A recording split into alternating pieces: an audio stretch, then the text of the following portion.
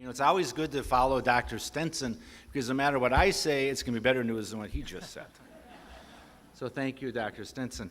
You know, I want to start out by directing a lot of what I want to say to the board members of the entities that are here, and I know there's only about, in the room, about half of the members here are board members.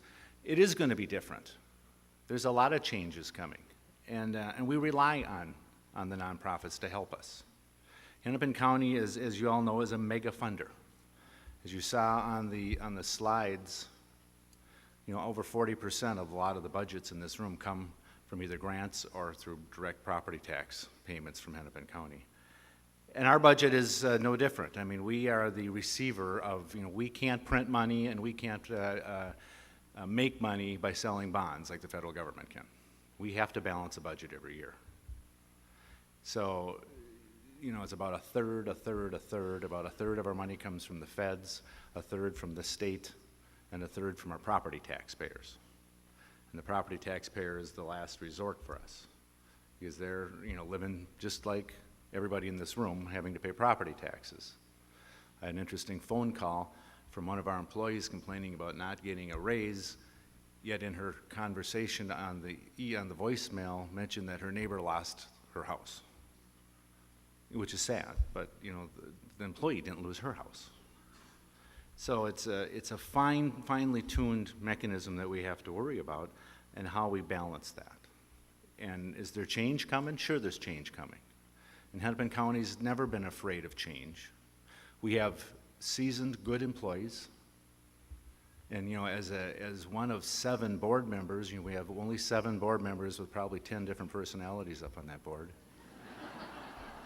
We're seasoned, but we rely particularly on our upper management, Richard Johnson, Dan Engstrom, Rex Holzmer, and if those in you in this room who haven't heard those names, you better learn them.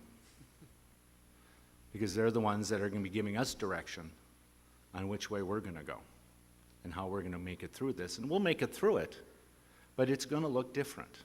You know, the mandate of any nonprofit, of course, is to benefit the community. And that's what we're all in this room to do.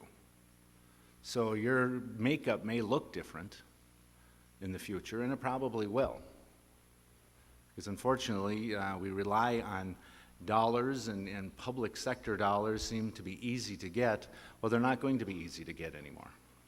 That's kind of gone. But Minnesota is a special place.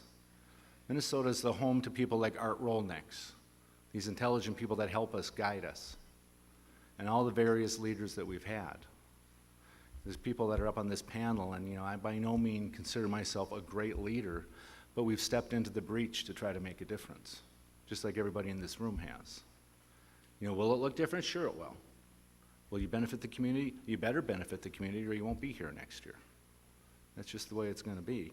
Our budget dropped almost 7% from 2009 to 2010. That's $100 million. It's a lot of dollars. It's a lot of people that have felt that. Huge amount of money. And I just, you know, some of the things that we're trying to do, you know, we're looking at collaborating. We've started a discussion with the 17 school districts. School districts are important partners to us because that's kind of where, you know, social services start. So that's been very productive. We took over the Minneapolis library system because, believe me, and we all know that the libraries are the great equalizers. And we needed, you know, we have a beautiful library system in Minneapolis, but if the buildings are closed, it's not real beautiful.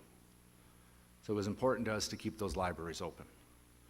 So we stepped into the breach and took over and essentially did away with a, 102-year-old elected body. But the libraries are open and we're building new ones. The downtown library, I don't think, has been open 7 days a week for over 40 years. And it is now. And we're proud of that. And like I said, our employees are up for the challenge, just like everybody in this room is up for that challenge. Will it be uncomfortable? Of course it'll be uncomfortable. But I just want to end by quoting Pope Pius XI in the waning hours of the 1930s when a madman was ravaging Europe and threatening civilization as we know it.